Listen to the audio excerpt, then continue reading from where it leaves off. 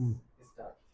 पिछले लेक्चर में हम लोगों ने देखा था अफ्रीका महाद्वीप में जो उत्तर में लगे हुए देश हैं उनके बारे में हम लोगों ने चर्चा किया था। एक बार उसके बारे में सरसरी तौर पर पुनः चर्चा करेंगे और उसके बाद फिर जो दक्षिण में लगे हुए देश हैं, दक्षिण पूर्व में जो लगे हुए देश हैं, उनके बारे में हम लोग चर्चा करेंगे। साथियों, आपने देखा था कि इधर उत्तर में लगे हुए जो देश हैं उनके बारे में हम लोगों ने चर्चा किया था। जैसे आपको बताया था कि यहाँ पर सोमालिया है, सोमालिया के बगल में यहाँ पर इथोपिया है, यहाँ अगर देखेंगे आप तो जिबूती है, जिबूती के बगल में इरिट्रिया है, और यहाँ पर आएंगे आप तो दिखेगा आपको सूडान, और यहाँ मिस्र, मिस्र के बगल में लीबिया, और लीबिया के बगल में अल्जीरिया, अल्जीरिया के बगल में यहाँ पर मोरक्को है।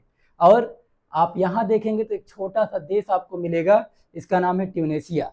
ये तो एक सामान्य तौर पर आपको हम बताए, लेकिन अब थोड़ा सा लिख करके बता देते हैं। हमने आपको बताया था कि ये सोमालिया है।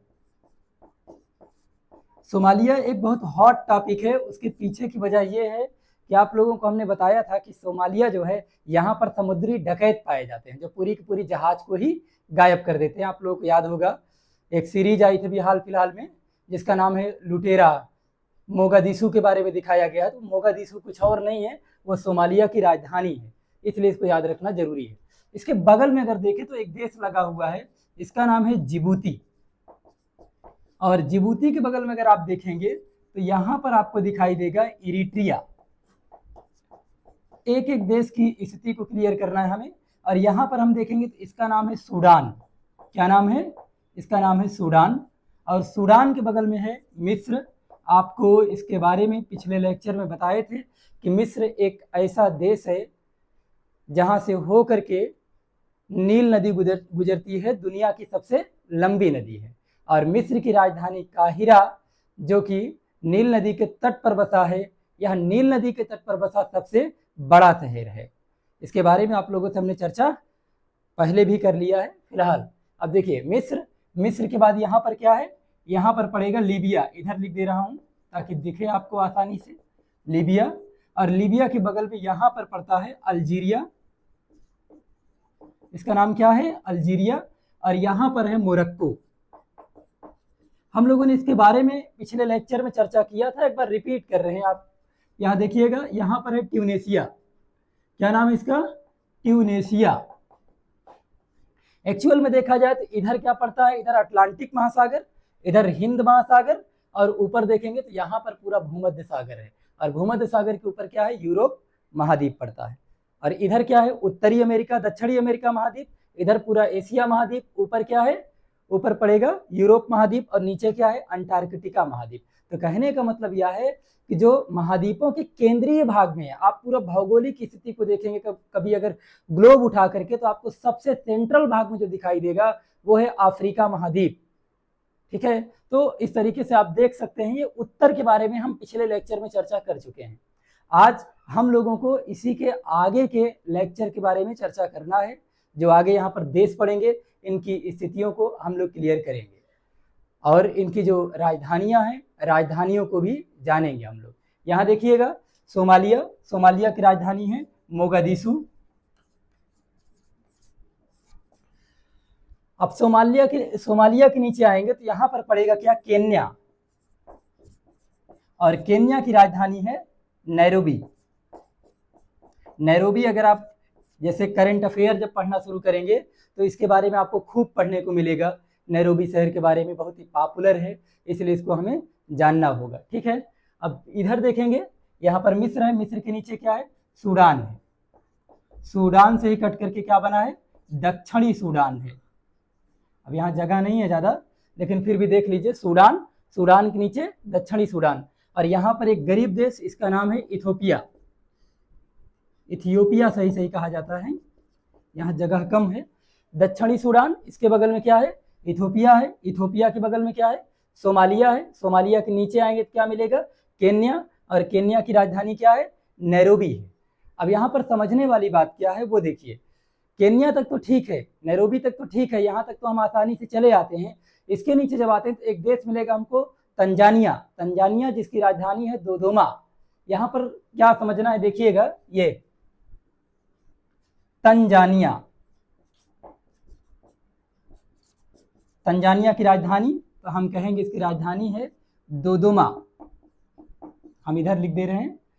और इसके ऊपर भी एक द्वीप है इधर, और इसके नीचे भी एक द्वीप है, अर्थात तंजानिया में दो द्वीप हैं, एक का नाम है पेम्बा और एक का नाम है जंजीबार। ध्यान से समझिएगा, दो द्वीप, एक का नाम है पेम्बा, ऊपर की तरफ क्या है पेम्बा और नीचे की तरफ क्या है जंजीबार। हम यहाँ लिख रहे हैं, देखिएगा ध्यान से, पेम्बा और पेम्बा के नीचे यहाँ पर क्या पड़ेगा, ये है जंजीबार। ये दो के दोनों किसके लिए जाने जाते हैं, ये लौंग के लिए जाने जाते हैं। यहाँ लौंग की कृषि की जाती है। अगर आपसे पूछा गया कि पेम्बा और जंजीबार दोनों द्वीप किससे संबंधित है, तो आप बताइएगा यह तंजानिया से लगे हुए हैं, जिनका नाम है पेम्बा और जंजीबार। यह लौंग की कृषि के लिए जाने जाते हैं। और तंजानिया की जो राजधानी उसका नाम है दोदोमा। क्या ये तट पर है, तो आप बताएंगे नहीं, यह तट पर बिल्कुल नहीं है, यह स्थलीय भाग में है, यानी कि आंतरिक भाग में है। यहाँ पर देख रहे हैं ये दोदोमा है। अब देखिएगा इधर सोमालिया, सोमालिया के नीचे हम आए कहाँ, केन्या, केन्या की राजधानी नैरोबी, उसके नीचे आगे तंजानिया, है ना। अब यहाँ पर तंजानिया की राजधानी क्या है, दोदोमा है। और इसके नीचे जो है मोजाम्बिक पड़ेगा। मोजाम्बिक की राजधानी क्या है, मपोतो। यहाँ देखिएगा मोजाम्बिक, मोजाम्बिक की राजधानी एकदम तट पर लगी हुई है। क्या है राजधानी, तो आप कहेंगे मपोतो है।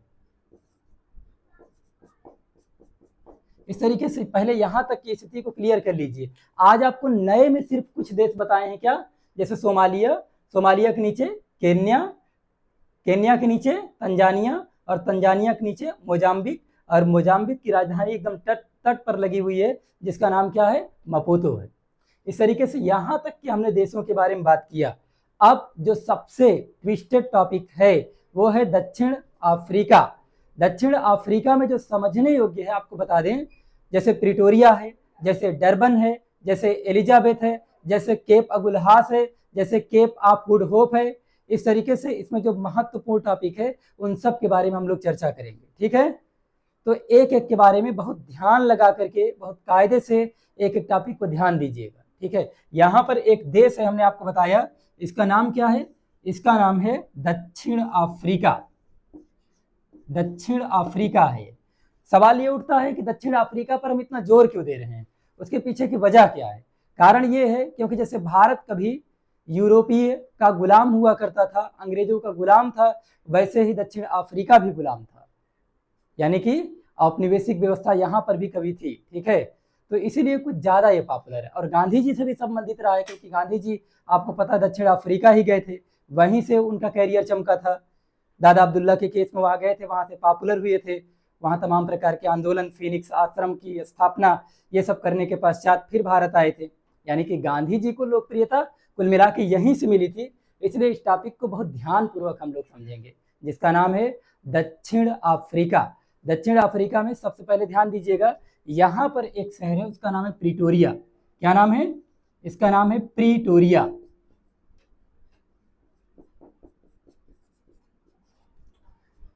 देखिएगा ये स्थल पर बिल्कुल नहीं है, स्थल से थोड़ा आंतरिक भाग में है। इसका नाम क्या है, प्रिटोरिया है। प्रिटोरिया की खासियत क्या है, अगर आपसे पूछा गया तो आप बताएंगे कि प्रिटोरिया जो है वह दक्षिण अफ्रीका की प्रशासनिक राजधानी है, administrative capital of south Africa, Pretoria. अगर आपसे पूछा गया कि दक्षिण अफ्रीका की प्रशासनिक राजधानी क्या है, तो हम क्या बताएंगे, प्रिटोरिया है। इसके नीचे अगर तटीय भाग में आएंगे तो हमको एक पोर्ट मिलेगा, उसका नाम है डरबन पोर्ट। यहाँ अगर ध्यान से कभी देखेंगे एटलस, तो यहाँ आपको क्या मिलेगा, डरबन पोर्ट। थोड़ा सा कंजेस्टेड हो रहा है, ध्यान दीजिएगा, डरबन पोर्ट। अब डरबन पोर्ट की क्या विशेषता है, डरबन पोर्ट जो है यहाँ पर भूमध्य सागरीय जलवायु पाई जाती है। अगर आप थोड़ा सा भी पढ़ने वाले होंगे तो इस बात को विशेष तौर पर जोर दीजिएगा कि कोई भी महाद्वीप हो, उसके पश्चिमी भाग पर भूमध्य सागरीय जलवायु पाई जाती है, लेकिन डरबन पोर्ट जो कि पूर्वी भाग पर है, उसके बाद भी यहाँ पर क्या है, भूमध्य सागरीय जलवायु है। यह कैसे संभव है, जी हाँ ये संभव है। उसके पीछे की वजह क्या है, तो हम बताएंगे, क्योंकि यहीं पर एक पर्वत लगा हुआ है जिसका नाम है ड्रैकेंसबर्ग, जिसको हम आगे के पार्ट में चर्चा करेंगे। ड्रैकेंसबर्ग एक पर्वत है, और साथ ही यहाँ पर जो पाया जाता है पूरा हिंद महासागर का भाग, ठीक है। ये हिंद महासागर का पाया जाना, और साथ ही साथ यहाँ पर पाया जाता है ड्रैकेंसबर्ग पर्वत, और इन्हीं स्थितियों के कारण यहाँ पर डरबन पोर्ट में क्या पाया जाता है, भूमध्य सागरीय जलवायु पाई जाती है, जो कि फल के उत्पादन के लिए एक अनुकूल दशा तैयार करता है। इस चीज को ध्यान दीजिएगा, ठीक है। इसीलिए डरबन को अफ्रीका का फ्लोरिडा कहा जाता है। कारण क्या है? कारण यही है क्योंकि यहाँ पर फलों का उत्पादन होता है। और फल का उत्पादन क्यों होता है? क्योंकि यहाँ पर भूमध्य सागरीय जलवायु पाई जाती है। कहाँ? डरबन पोर्ट में। और भूमध्य सागरीय जलवायु क्यों पाई जाती है? क्योंकि यहाँ पर इसी के तट से पूर्वी भाग में हिंद महासागर लगा हुआ है, और यहीं पर क्या है, देखेंगे आप, एक पर्वत है जिसका नाम है ड्रैकेंसबर्ग, वो भी यहीं पर लगा हुआ है। तो इस तरीके से हम लोगों ने अभी तक किसके बारे में बात किया? एक तो यहाँ पर देखे होंगे आप, सबसे पहले बात किया प्रिटोरिया की, और प्रिटोरिया के बाद दूसरी टॉपिक जो बात किया वो है डरबन पोर्ट की। तो दक्षिण अफ्रीका के 2 स्थानों की चर्चा हो चुकी है। तीसरा अगर ध्यान से देखेंगे तो अगला जो स्थान मिलेगा यहाँ पर, उसका नाम है एलिजाबेथ पोर्ट। क्या नाम है? Elizabeth port. एलिजाबेथ पोर्ट,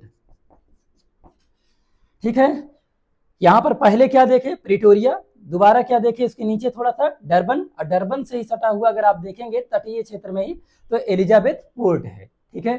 तो इस तरीके से ये 3 स्थितियां हुई। चौथा अगर आप ध्यान से देखेंगे तो आपको मिलेगा केप अगुल हास। ये अफ्रीका महाद्वीप का और दक्षिण अफ्रीका का दोनों का दक्षिणी बिंदु है। क्या नाम है? इसका नाम है केप अगुल हास। यहां देखेंगे अगर ध्यान से तो मिलेगा केप अगुल हास। जगह कम है यार, कहाँ लिखें? लिख दे रहा हूं यहीं पर। ये क्या है? एलिजाबेथ। यहां पर है केप अगुल हास।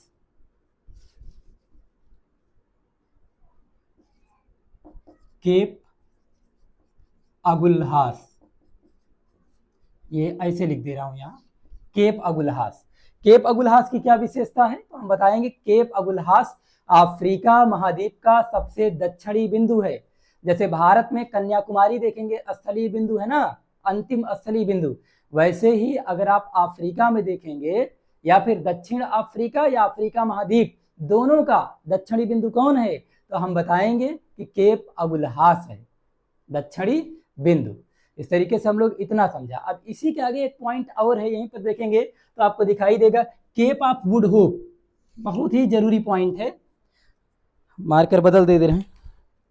केप ऑफ गुड होप, यहां पर पड़ता है केप ऑफ गुड होप। आपने पढ़ा होगा इतिहास में इसको केप ऑफ गुड होप, या फिर इसी को अंतरीप कहते हैं, या नाविकों का विश्राम स्थल कहा जाता है। ज्यादातर जब नाविक जब यहाँ से चलते थे, जैसे स्पेन से, फ्रांस से, इधर से जब चलते थे, तो यहाँ से होते भाई यहाँ तक आते थे, और यहीं केप ऑफ गुड होप में आकर के रुक जाते थे, और उनको लगता था कि इसके आगे दुनिया नहीं है, सिर्फ उनको पानी ही पानी दिखाई देता था, वो यहीं आकर के ठहर जाते थे।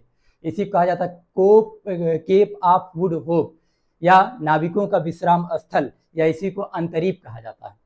किसी महासागर या देश का ऐसा भाग जो निकल करके एक पतला सकरा भाग बना ले और पानी में इंटर कर जाए, तो उसी को अंतरीप कहते हैं। जैसे हम लोग कन्याकुमारी अंतरीप पढ़ते हैं, कन्याकुमारी का वो भाग जो सकरा होता हुआ, नेरो होता हुआ जलीय भाग में प्रवेश कर जाता है, उसे अंतरीप कहते हैं। और वैसे ही हम यहाँ पर देख रहे हैं क्या, केप ऑफ गुड होप है, ठीक है, जिसे क्या कहा जाता है? नाविकों का विश्राम स्थल है। ये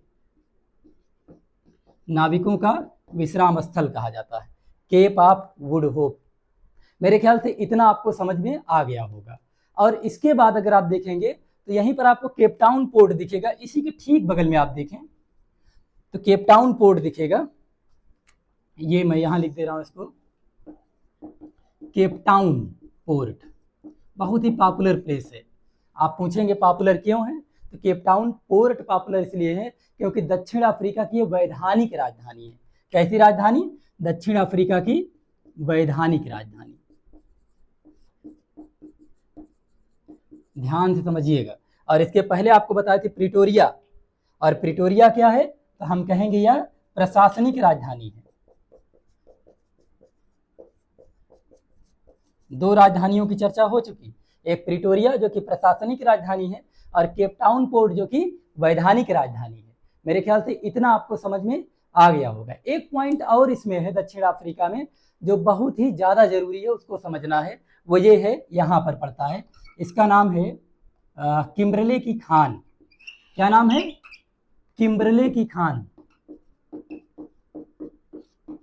जैसे ही मैं इसकी बात करूंगा ना कि किम्बरले की खान अफ्रीका में है, तो कुछ महानुभाव तुरंत ये बात कह देंगे, नहीं आप गलत पढ़ा रहे हैं, किम्बरले की खान तो ऑस्ट्रेलिया में है। नहीं, किम्बरले की खान एक्चुअल में जो है वो अफ्रीका में ही है, और जो किम्बरले का पठार है वो ऑस्ट्रेलिया में है, जिसे ऑस्ट्रेलिया का रूर प्रदेश कहा जाता है।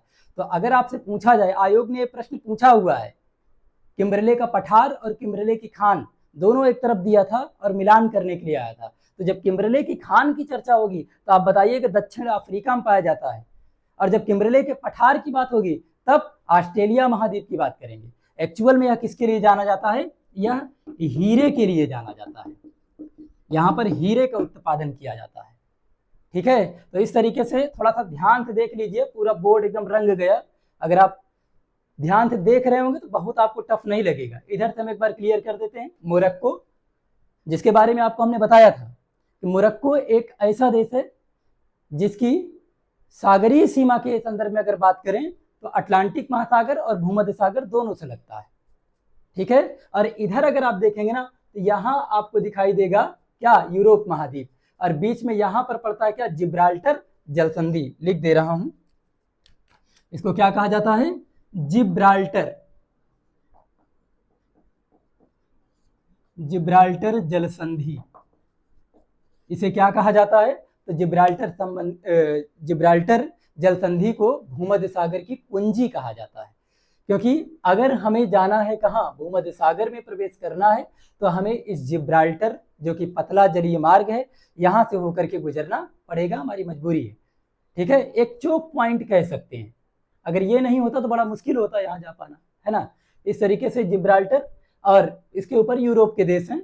यूरोप के देशों में कौन है? पहले पुर्तगाल, और इधर क्या है? स्पेन है। अगर आप कहेंगे तो हम इधर दिखा दे रहे हैं थोड़ा सा, इधर क्या है? इधर पड़ेगा जिब्राल्टर का भाग यहाँ पर दिखाई देता है। पहले इधर पुर्तगाल दिखा दे रहे हैं, और इधर क्या है? स्पेन। और इसी स्पेन में ही यहाँ पर क्या है? जिब्राल्टर है, जिसके नाम पर क्या पड़ा है? जिब्राल्टर जलसंधि। सबसे बड़ी बात जान लीजिए जिब्राल्टर के बारे में कि जिब्राल्टर को भूमध्य सागर की कुंजी कहा जाता है। ठीक है, ये जानने योग्य बात है। ठीक है, जिब्राल्टर आपको बता दें यूनाइटेड किंगडम का हिस्सा है। स्पेन में जरूर है, लेकिन हिस्सा किसका है? यूनाइटेड किंगडम का है। अब यहाँ से थोड़ा सा आगे बढ़ते हैं। जब यहाँ से आगे बढ़ेंगे तो इधर देखिएगा, हमने बात किया था पहले मोरक्को की। मोरक्को जिसकी राजधानी रबात है। उसके बाद कहाँ आ गए थे? इधर आ गए थे। कहाँ? ये है अल्जीरिया। अल्जीरिया की राजधानी क्या है? तो हम बताएंगे अल्जीरिया से। इधर क्या है? लीबिया। और इधर क्या है? ये मिस्र है। मिस्र के नीचे आएंगे सूडान। सूडान के नीचे आएंगे दक्षिणी सूडान। और सूडान के अगर इधर होते भाई आएंगे पूरब की तरफ तो आपको दिखाई देगा दो देश छोटे छोटे, इरिट्रिया और जिबूती। और इसके इधर देखेंगे हॉर्न ऑफ अफ्रीका का जो भाग है जिसको सोमालिया कहते हैं। सोमालिया के ठीक बगल में देखेंगे आप इथोपिया मिलेगा। और यहाँ पर जब नीचे आएंगे इधर इस तरीके से सोमालिया के नीचे ठीक तो केन्या जिसकी राजधानी नैरोबी है। और इधर केन्या के जैसे केन्या के इधर पूरब ना आकर के केन्या के अगर पश्चिम में चल दें तो यहीं पर तो मिलेगा क्या? युगांडा, जिसकी मैं ऑफलाइन क्लासेज में बहुत ज़्यादा चर्चा करता हूँ, कभी कभार मजाक भी करता हूँ उसको लेकर के युगांडा के बारे में। तो ये युगांडा है, जानते रहिए। और युगांडा की राजधानी है कंपाला। एक एक राजधानियों को हम लोग क्लियर करेंगे। अब देखिए यहाँ पर केन्या, केन्या के नीचे आए अर्थात दक्षिण में तो हमको तंजानिया दिखेगा। तंजानिया जिसकी राजधानी है क्या? दोदोमा। ये लिखा हूँ जो कि स्थलीय भाग में है। और यही तंजानिया से लगा हुआ पूर्वी तट पर दो द्वीप हैं, एक का नाम है क्या? पेम्बा, और एक का नाम है जंजीबार। दो के दोनों किसके लिए प्रसिद्ध हैं? लौंग के उत्पादन के लिए जाने जाते हैं। और उसके नीचे आएंगे यानी तंजानिया के नीचे आते हैं दक्षिण में तो हमको मोजाम्बिक नाम का देश मिलता है। मोजाम्बिक जिसकी राजधानी मपूतो है जो कि तटीय क्षेत्र में है। ठीक है, फिर इसके नीचे आते हैं तो हमको मिलता है क्या? दक्षिण अफ्रीका नाम का देश, जिसके बारे में यहाँ पर सारा पोस्टमार्टम कर दिया है। सबसे पहले आपको क्या बताया? प्रिटोरिया। प्रिटोरिया जिसकी राजधानी प्रशासन प्रिटोरिया जो कि प्रशासनिक राजधानी है दक्षिण अफ्रीका की, उसके नीचे आए डरबन पोर्ट मिला। और डरबन के बारे में सबसे अच्छी विशेषता आपको क्या बताए हैं कि यहाँ पर भूमध्य सागरीय जलवायु पाई जाती है। जगह कम है नहीं तब लिख देते हैं यहाँ पर भूमध्य सागरीय जलवायु पाई जाती है। और भूमध्य सागरीय जलवायु इसलिए पाई जाती है क्योंकि यहीं पर ड्रैकेंसबर्ग पर्वत और साथ ही साथ यहाँ पर सामने अगर देखेंगे पूरब में पूरा तो हिंद महासागर पाया जाता है। और इन्हीं दोनों की स्थितियों के कारण जो है डरबन पोर्ट पर भूमध्य सागरीय जलवायु पाई जाती है। देखिए यहाँ पर ये जानने योग्य बात है कि डरबन पोर्ट पूरब में होते हुए भी भूमध्य सागरीय जलवायु पाई जा रही है, जबकि सामान्यतः किसी भी महाद्वीप के जो पश्चिम भाग होता है वहां पर पाई जाती है भूमध्य सागरीय जलवायु। तो उसका कारण क्या है? तो इसका कारण हम बताएंगे कि कारण है हिंद महासागर और दूसरा ड्रैकेंसबर्ग पर्वत। यही कारण है कि यहाँ भूमध्य सागरीय जलवायु पाई जाती है। और जहां भूमध्य सागरीय जलवायु पाई जाएगी वो फल के उत्पादन के लिए, रसीले फलों के उत्पादन के लिए बहुत ही पॉपुलर स्थान माना जाता है। इसीलिए डरबन पोर्ट को हम क्या कहते हैं? अफ्रीका का फ्लोरिडा कहते हैं। इसके नीचे आएंगे तो हमें एलिजाबेथ पोर्ट मिलेगा। एलिजाबेथ पोर्ट के बगल में अगर आप आते हैं तो आप देखते हैं क्या मिलता है? केप अगुल्हास मिलता है। हमने आपको बताया कि जो केप अगुल्हास है ये दक्षिण अफ्रीका और पूरे अफ्रीका महाद्वीप का साउदर्न पॉइंट है, दक्षिणी बिंदु है। बात समझ आई? फिर उसके बाद क्या पढ़े? इसके बाद हमको दिखाई दिया यहाँ पर केप ऑफ गुड होप, यानी ये क्या है? नाविकों का विश्राम स्थल कहा जाता है। नाविक यहाँ आकर के आराम करते हैं, रुकते हैं, फिर आगे की यात्रा को संपन्न करते हैं। फिर केप टाउन पोर्ट है जिसको अफ्रीका की वैधानिक राजधानी कहा जाता है। और यहाँ स्थलीय भाग में हम देख रहे हैं क्या है? किम्बरले की खान जो हीरे के उत्पादन के लिए जाना जाता है। इस तरीके से यहाँ हम उत्तर के देशों के बारे में जाने और साथ ही साथ इधर पूर्वी भाग में लगे हुए देश के बारे में जाने और यहाँ फिर दक्षिणी देश के बारे में जाने। अब इधर के जो महत्वपूर्ण देश हैं वो अगले लेक्चर में जानेंगे। साथ ही जितने पठार, पर्वत, नदियां, झील, इन सभी की विशेषताओं को हम लोग एक एक लेक्चर में पढ़ेंगे, ठीक है? और हम टॉपिक टू टॉपिक सीधा बात करेंगे। जो विद्यार्थी पढ़ने वाले होंगे वो लगातार देखेंगे, ठीक है? पढ़ेंगे, उनको अच्छा लगेगा, जाहिर सी बात है, क्योंकि कोई भी टॉपिक छूट नहीं रही है। आप कोई भी एग्जाम दे रहे हो, चाहे बिहार टीचर का एग्जाम हो या एसएससी बैंक रेलवे का हो, आप सिविल का कोई एग्जाम दे रहे हो जिसमें जीएस आ रहा है, मैं पूरी गारंटी ले रहा हूँ कि आपके एग्जाम में आएगा। बस लेक्चर पूरी तरीके से अटेंड करिएगा बस, ठीक है? और हमारा थोड़ा सा सहयोग भी करते रहिएगा। धन्यवाद।